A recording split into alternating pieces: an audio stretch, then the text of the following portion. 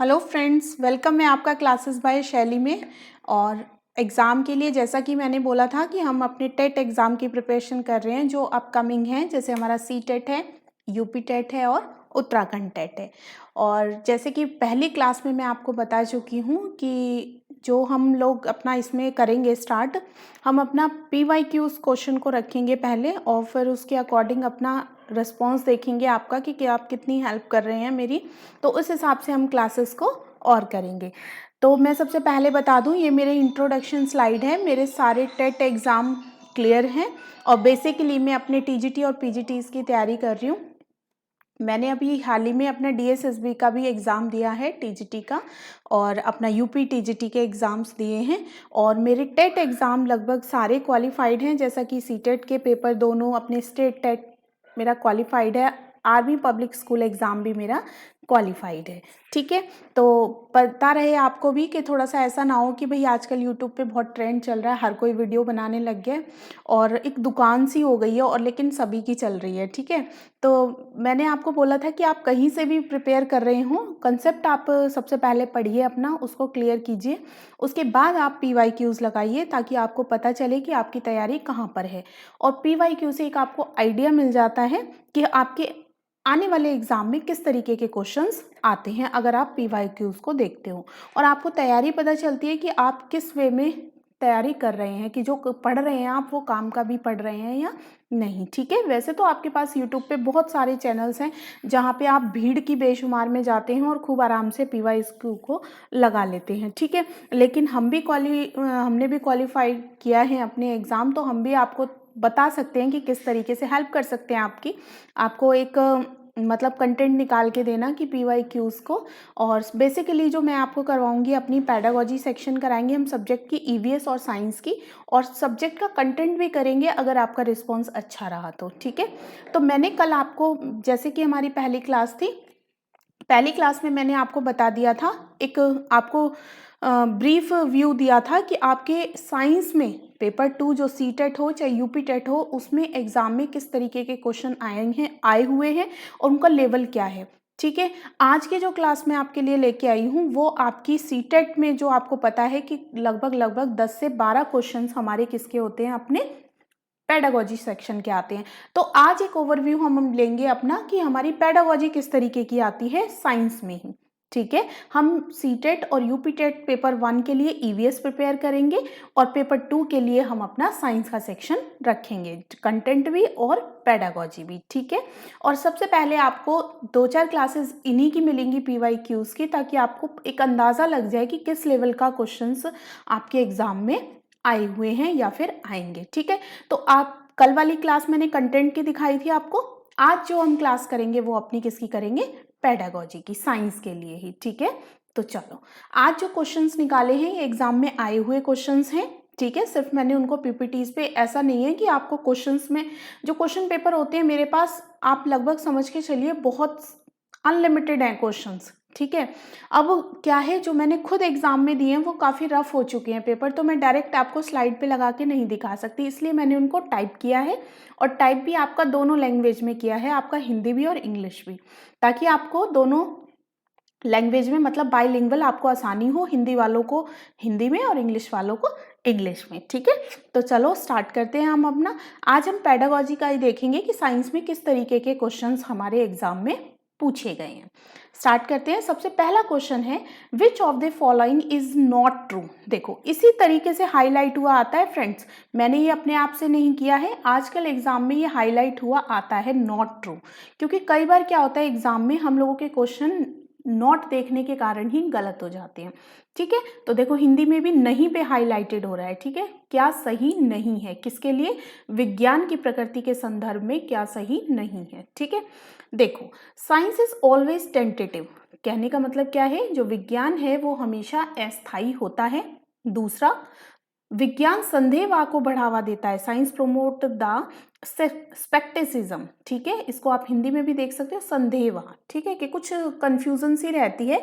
ठीक है, तीसरा क्वेश्चन, ये तीसरा ऑप्शन कह रहा है कि science is a process of constructing knowledge. ठीक है, ये, और डी वाला ऑप्शन कह रहा है science is static in nature. ठीक है। अब इसमें क्या कहना चाह रहा है कि आपको इसमें से बताना है कौन सा सही नहीं है। देखो, अब वही मैंने आपको कल भी बताया था कि पॉजिटिव आप देख सकते हो कि कहाँ पर आपको लग रहा है कि ये तो क्वेश्चन बिल्कुल सही होगा, ये ऑप्शन तो ठीक है। Science is a process of constructing knowledge, बिल्कुल सही है, ठीक है। जो साइंस है वो आपकी क्या है, नॉलेज को कंस्ट्रक्ट करती है, ये तो हो ही नहीं सकता, ये ऑप्शन एलिमिनेट हो गया आपका, ठीक है। अब देखो, साइंस प्रमोट द स्पेक्टेटिज्म, संदेहवाह को बढ़ावा देता है, ठीक है।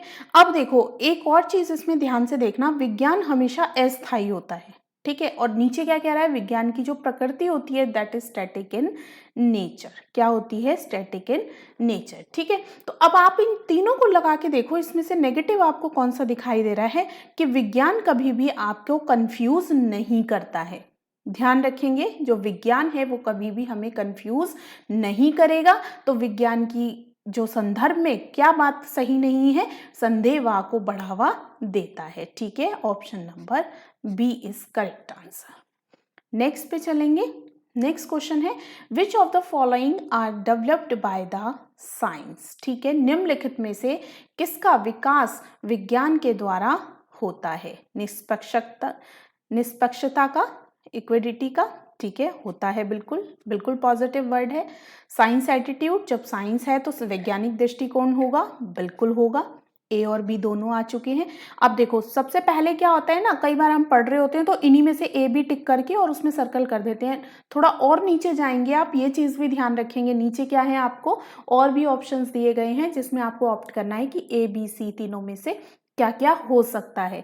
तो कई बार क्या होता है, मेरे साथ खुद ऐसा जल्दी में हुआ है गलत कि क्या है, मैंने ऊपर से पढ़ा निष्पक्षपात, इक्वलिटी नहीं, ये देता है, ये देता है, और इन्हीं में से सी लगाया, और जबकि पता है कि अरे नीचे भी देखना था मुझे, ठीक है। तो इस चीज़ को भी ध्यान रखते हो, मैं आपको वो सारी छोटी छोटी बातें बता रही हूँ जो एग्जाम में, जब हम एग्जाम दे रहे होते हैं तो वहाँ पर प्रेशर के कारण ये हमारे साथ छोटी छोटी गलतियाँ हो जाती हैं, ठीक है। तो ये सब चीज़ हमें देखते हुए चलना है, ठीक है।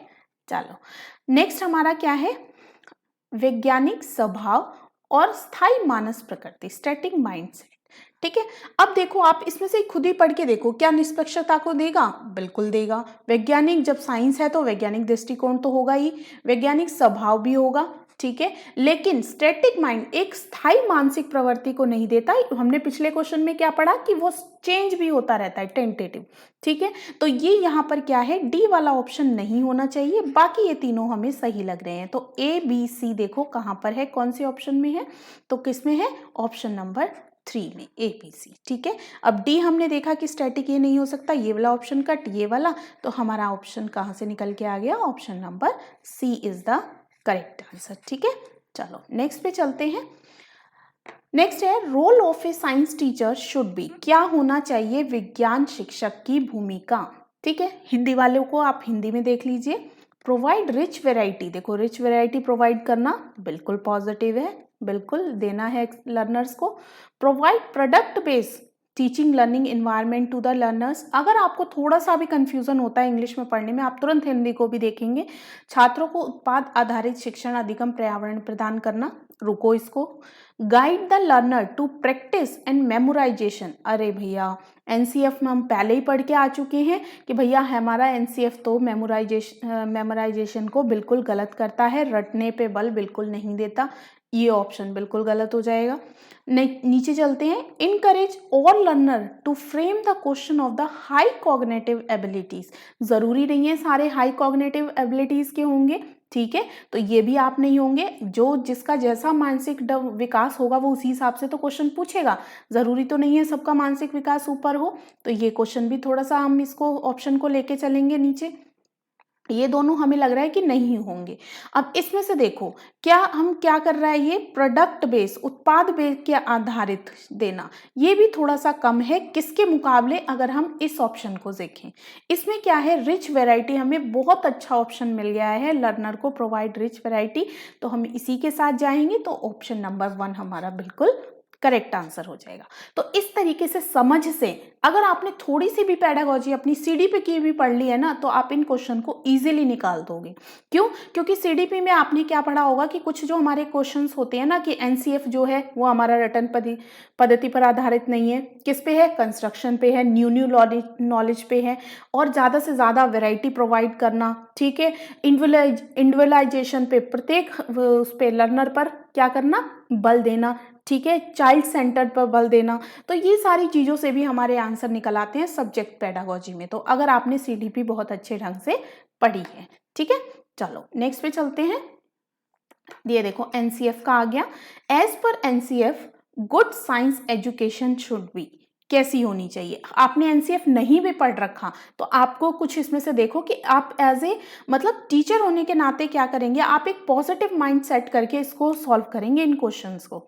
ज़्यादा से ज़्यादा अपना पॉजिटिव, बच्चे को कभी भी आपको बुरा नहीं कहना है, ठीक है, बच्चे को हमेशा पॉजिटिव लेके चलना है। वो नहीं कर रहा है तब भी हमारे एजुकेशन सिस्टम में गड़बड़ हो सकती है, लेकिन बच्चे में नहीं हो सकती। जब हम इन सब 3-4 चीज़ों को अपने माइंड में बिठा के रख लेंगे कि भाई एनसीएफ क्या कहता है, तो हमारे क्वेश्चंस जो हैं वो अपने आप निकलने शुरू हो जाएंगे। देखो, ट्रू टू द लर्नर, सीखने वाले के प्रति सच्ची होना, ठीक है भाई। True to the environment of learner, learner के जो इन्वायरमेंट के प्रति सच्चा होना। True to the teacher, teacher की बात तो हमारा एनसीएफ नहीं करता, किसकी करता है, लर्नर की करता है हमेशा। देखो दोनों में लर्नर आ रहा है, ठीक है, तो ये वाला ऑप्शन हम यहीं कट करेंगे। ट्रू टू साइंस, और जब साइंस की पूछ रहा है तो साइंस के लिए भी होना चाहिए, ठीक है। तो अब हम देख रहे हैं हमारे हिसाब से ए, बी और सी, सॉरी डी होना चाहिए। तो अब देखें हम कहीं पर है कि नहीं, ए बी डी फर्स्ट ही ऑप्शन में मिल गया, तो हमारा फर्स्ट ऑप्शन बिल्कुल करेक्ट आंसर हो जाएगा। ठीक है, तो इस तरीके से भी अगर मेरी बात आपको समझ में आ रही हो तो हम इस तरीके से भी अपने आंसर्स को निकाल सकते हैं। नेक्स्ट पे चलो, कंडक्टिंग ए सर्वे, सर्वे कंडक्ट करना। देखो ईवीएस या साइंस में फील्ड ट्रिप और ये सर्वे आपसे बार बार पूछा जाएगा। ईवीएस में फील्ड ट्रिप पे ले जाना बच्चों को, और साइंस में आपको सर्वे कराना, ठीक है। ये क्या है, बच्चों की अपनी रियल लाइफ एक्सपीरियंस एक्टिविटी है, हैंड्स ऑन एक्टिविटी है इसके ऊपर, जिसके ऊपर हमारा एनसीएफ बल दे रहा है, ठीक है। तो ये सर्वे करा रहा है किसके ऊपर, awareness of the people about the source of air pollution, कि सर्वे कर रहा है किसके बारे में, वायु प्रदूषण, के लोगों में वायु प्रदूषण स्रोतों की जागरूकता लाने के लिए एक सर्वे संचालन करना, वो किसके अंदर आता है, which of the cognitive process. अब देखो सीडीपी में आप क्या पढ़ेंगे, ब्लूम टेक्सोनॉमी, क्या पढ़ेंगे, ब्लूम की टेक्सोनॉमी पढ़ेंगे, जिसमें आपको कि बच्चों के क्या है, 3 लेवल बता रखे हैं, जिसमें कॉग्निटिव है, अफेक्टिव है और साइकोमोटर है, ठीक है।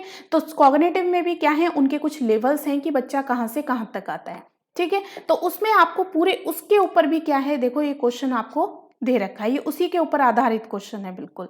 Which of the following cognitive process, इसमें कौन सी कॉग्निटिव प्रोसेस, मतलब कॉग्निटिव वाले का कौन से लेवल का ये काम हो रहा है, will be associate with the above learning objective have the action verb conduct. मतलब ये जो सर्वे का वो काम कर रहे हैं वो ब्लूम टेक्सोनॉमी के संज्ञानात्मक प्रक्रिया के अनुसार कौन से लेवल में आएगा, ठीक है। देखो रिमेम्बरिंग, याद करना, इसमें याद तो कुछ कर ही नहीं रहे हैं, वो सर्वे कर रहे हैं तो इसको कट कर दो, देखने से ही पता चल रहा है। अंडरस्टैंड, समझ, क्रिएट, कुछ नया तो क्रिएट कर नहीं रहे हैं वो, ठीक है। अब अंडरस्टैंडिंग, बोध कराना, बोध करना, ठीक है, क्या बोध कर रहे हैं, अप्लाइंग, जो उनके पास नॉलेज है वो उसको क्या कर रहे हैं, अप्लाई कर रहे हैं, कैसे करके, लोगों को जागरूक करके। तो ऑप्शन नंबर 4 आपका यहाँ पे बिल्कुल करेक्ट आंसर हो जाएगा। क्लियर है, ठीक है। चलो नेक्स्ट क्वेश्चन पे चलते हैं। विच of the following strategy can be the most appropriate for involving learner in the teaching learning of the science. सबसे पहले देखो ये आपका किस में आता है, जो आपकी ट्रायल एंड एरर थ्योरी है ना थॉर्नडाइक की, ये भी सीडीपी में पढ़ लेंगे आप ट्रायल एंड एरर थ्योरी, किसकी, थॉर्नडाइक की, ठीक है। थॉर्नडाइक सबसे पहले जो उसने अपने प्राइमरी नियम दिए हैं कि सबसे पहले आप लर्नर को क्या करोगे, रेडी करोगे अपने सब्जेक्ट के लिए, पढ़ाने के लिए, तो वही उसी के ऊपर आधारित ये क्वेश्चन है। देखो कहाँ कहाँ से क्वेश्चन आ रहे हैं, ब्लूम टेक्सोनॉमी हो गई और एक आपकी ये थॉर्नडाइक का लॉ हो गई, ठीक है। निम्नलिखित में से कौन सी युक्ति विज्ञान शिक्षण अधिगम में सीखने वाले को शामिल करने के लिए सबसे उपयुक्त? एक मोस्ट अप्रोप्रिएट ऑप्शन निकालना है। ऑप्शन चारों सही होंगे, but you have to find out the most appropriate correct answer. ठीक है, देखो यहाँ इंग्लिश में भी है most appropriate. Reading a science book, नहीं ये तो नहीं हो सकता, ये तो देख के ही पता चल रहा है कि भाई फैक्ट उसमें क्या है, रटी रटाई नॉलेज मिलेगी। Clarifying the hard spot of the learner, छात्रों के कठिन बिंदुओं को स्पष्ट करना। अच्छा चलो रख लेते हैं इसको भी। सबसे पहले छात्र को सीखने जोड़ने पे कार्य करना, या फिर छात्रों को समूह के आकलन, अब पहले ही हम उसका आकलन करने लग जाएंगे, ये भी नहीं हो सकता। ठीक है, कठिन बिंदु ठीक है करेंगे हम, लेकिन सबसे पहले हम अपने लर्नर को क्या करेंगे, सीखने के लिए उसको तैयार करेंगे, ताकि उनका ध्यान हमारे सब्जेक्ट में ज्यादा से ज्यादा अट्रैक्ट हो, तभी तो बच्चा आगे की तरफ मूव करेगा। तो सबसे अप्रोप्रिएट जो करेक्ट ऑप्शन होगा that is option number 3, working on engaging the learner first. Is it clear? अगर आपने CDP में वहां पर रखा है तो तुरंत आप इसको आंसर निकाल देंगे। ठीक है, चलो नेक्स्ट पे चलते हैं। By which of the following strategy meaningful clarification on the concept of reflection of light can be given. ठीक है, अब ये कह रहा है कि कंसेप्ट है, कौन सा है, रिफ्लेक्शन, लाइट का परावर्तन। आपको बच्चों को इसके ऊपर मीनिंगफुल क्लैरिफिकेशन देना है, अच्छे से इसे समझाना है। तो निम्नलिखित में से कौन सा ऑप्शन सबसे अच्छा होगा उनको समझाने के लिए? ठीक है, एनिमेटेड वीडियो दिखा देना और बच्चों को देखो, सबसे पहले हमें ये भी पता है कि NCF क्या करता है कि हमारा जो लर्नर है, सीखने वाला जो बच्चा है, वो हमेशा कैसा रहना चाहिए, सक्रिय रहना चाहिए। ठीक है, एनिमेटेड वीडियो आपने लगा दी, बच्चा तो आराम से बैठा है, बातें कर रहे हैं, पिक्चर आगे चल रही है, चलो कोई नहीं, रोक लेते हैं इसको। चार्ट शोइंग रिफ्लेक्शन, चलो चार्ट भी हो गया। Observing reflection of light on white paper screen bye learner, जो लर्नर खुद स्क्रीन कर रहा है व्हाइट पेपर पे डाल के, एंड ड्रॉइंग द कंक्लूजन, और कंक्लूजन निकाल रहा है, ये वाला option. And asking the close ended, close ended तो देखो क्या होता है, वैसे भी कन्वर्जेंट होते हैं, जो फिक्स मीनिंग होते हैं वो क्लोज एंडेड क्वेश्चन होते हैं हमारे। ठीक है, तो ये वाला हमें वैसे भी नहीं लग रहा। हमने पढ़ा है कि डाइवर्जेंट और जो ओपन एंडेड क्वेश्चंस होते हैं they are most useful question for the learner. ठीक है, टू इंक्रीज देयर क्रिएटिविटी, तो ये भी नहीं हो सकता। एनिमेटेड वीडियोस दिखा दी लेकिन उसमें लर्नर तो एक्टिव नहीं है, तो सबसे जो मोस्ट अप्रोप्रिएट ऑप्शन मुझे क्या लग रहा है, ऑप्शन नंबर 3 लग रहा है, जिसमें क्या है कि सीखने वालों के द्वारा वो खुद सफेद कागज पर क्या कर रहे हैं, प्रकाश के परिवर्तन को देख रहे हैं, उसका अवलोकन कर रहे हैं और खुद उसका निष्कर्ष निकाल रहे हैं। ये सबसे ज्यादा अप्रोप्रिएट मेथड है, इसमें वो एक्टिव भी हैं और खुद भी करके देखेंगे, तो option number 3 is the correct answer. ठीक है, आपने देखा कि किस तरीके से जो पेडागोजी आ रही है सब्जेक्ट की, वो CDP के बेस्ड पे भी आ रही है, जो आप वहां पे थ्योरी पढ़ के आ रहे हैं उनके भी एप्लीकेशन क्वेश्चंस आ रहे हैं। ठीक है, चलो आगे चलते हैं। वाई आर फील्ड विजिट, देखो मैंने बोला था सर्वे, फील्ड विजिट, ये आपको EVS और साइंस में जरूर देखने को मिलेंगे। विजिट इंपॉर्टेंट इन साइंस, क्यों इंपॉर्टेंट है, हैंड्स ऑन एक्सपीरियंस, बिना देखे अगर आपने जरा सा भी अगर CDP आपने पढ़ी है तो आप बिल्कुल, आपको नीचे तक जाने की भी जरूरत नहीं पड़ेगी। सबसे अच्छा जो वो है आपको क्या मिल गया, it provide hands on experience to the learner. अपने हाथ से कार्य जितना करेगा बच्चा, ये हम बार बार अपनी CDP में समझाते हैं कि बच्चा जितना एक्टिव रहेगा, जितना अपने आप कार्य करेगा, ठीक है, जितना लर्नर सेंटर टीचर पढ़ाएगा, ये सबसे ज्यादा इंपॉर्टेंट है। जितना कंस्ट्रक्टिव रहेगा, जितना डाइवर्जेंट रहेगा, जितनी सोच उसकी सृजनात्मक रहेगी, ये सब चीजें क्या हैं हमारे जो एजुकेशन में है, पेडागोजी में सबसे इंपॉर्टेंट टर्म्स हैं। ठीक है, तो ऑप्शन नंबर 1 इज करेक्ट। ठीक है, चलो आई होप आप मेरी बातों को समझ रहे होंगे। अब देखो उसी के बेस्ड पे अब इसे निकालेंगे हम।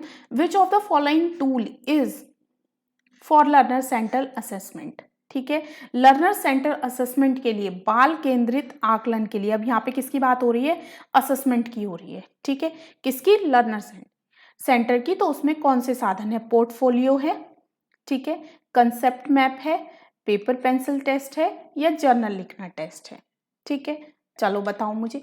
ये देखो कंसेप्ट मैप आपका लर्नर सेंटर है, ठीक है, कि वो खुद आप उसको कोई काम दोगे और वो अपने आप माइंड मैप करके उसको सॉल्व करेगा। पेपर पेंसिल बच्चे के द्वारा ही होगा, जर्नल राइटिंग भी बच्चे के द्वारा ही होगी, लेकिन जो पोर्टफोलियो होगा ना, ये कौन प्रिपेयर करेगा, ये टीचर प्रिपेयर करती है। ठीक है बच्चों, ये कौन प्रिपेयर करेगी, टीचर करेगी। तो ये टीचर सेंटर हुआ, ना कि बच्चा, बच्चे का ये तीनों आएंगे आपके, ठीक है। तो ऑप्शन देखो किसी में मिल रहे हैं हमें, B C D, yes option number 4 में है, तो option number 4 is correct option, ठीक है। चलो, क्योंकि पोर्टफोलियो देखो ये बनाना तो किसका है, टीचर सेंटर्ड हो गया, इसमें बच्चा तो पोर्टफोलियो में कुछ नहीं करेगा, पोर्टफोलियो में तो उसकी हम क्या है, जो वो काम कर रहा है उसको टीचर रखेगी संभाल के, बच्चा थोड़ी करेगा, इसलिए पोर्टफोलियो उसका आंसर वो ऑप्शन में नहीं आएगा, ठीक है। चलो एक और आ गया, देखो असेसमेंट कितना इंपॉर्टेंट टॉपिक है, आपको समझ में आ रहा है। एक ब्लूम टेक्सोनॉमी, थॉर्नडाइक की थ्योरी सारी करनी है, थ्योरी की बहुत एप्लीकेशन आता है आपका सीडीपी के अंदर, ठीक है। और जनरली सीटेट तो मोस्टली एप्लीकेशन बेस्ड ही आपके क्वेश्चंस को पुट अप करता है, ठीक है। फैक्ट उसमें कम होते हैं सीटेट में, यूपी टेट में आपके थोड़े से फैक्ट ज्यादा ले लेता है वो, ठीक है। असेसमेंट, अब असेसमेंट की भी आप टाइप जब पढ़ोगे अपने सीडीपी में भी, assessment for learning, of learning, as learning, ठीक है, ये सब चीज़ें आपको 3-4 उसमें असेसमेंट में मिल जाएंगी, ठीक है।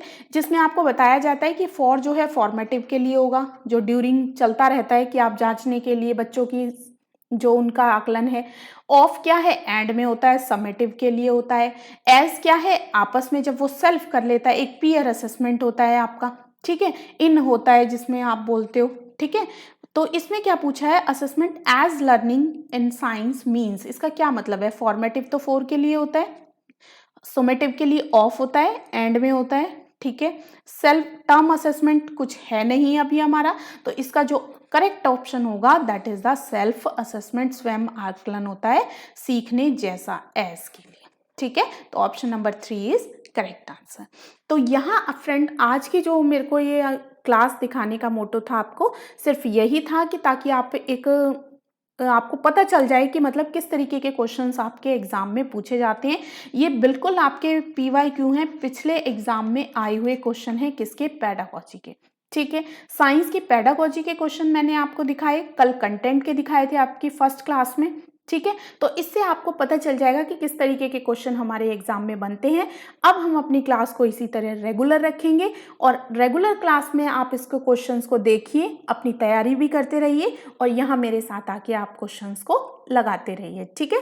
तो हम बहुत अच्छी अपनी ईवीएस की और अपना साइंस की बिल्कुल एनसीईआरटी बेस्ड, जैसा कि मैंने बोला कि आपकी एनसीईआरटी जो बुक्स होती हैं वो बहुत इंपॉर्टेंट रोल प्ले करती हैं आपके सीटेट में एग्जाम में, और आपके यूटेट जो उत्तराखंड है उसमें भी, यूपी टेट में भी आपकी क्या है, जो सेकंड पेपर है आपका उसमें भी मोस्टली आपकी क्या आती है, एनसीईआरटी आती है, ठीक है।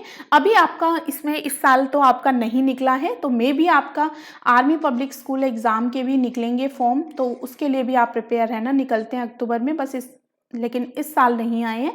लेकिन फिर भी जितने भी टेट एग्जाम हैं इन सब में ये काफ़ी हेल्पफुल रहने वाले हैं सेशंस। क्वेश्चंस क्या रहते हैं वही रहते हैं, बस हर बार उनका पूछने का तरीका चेंज होता रहता है।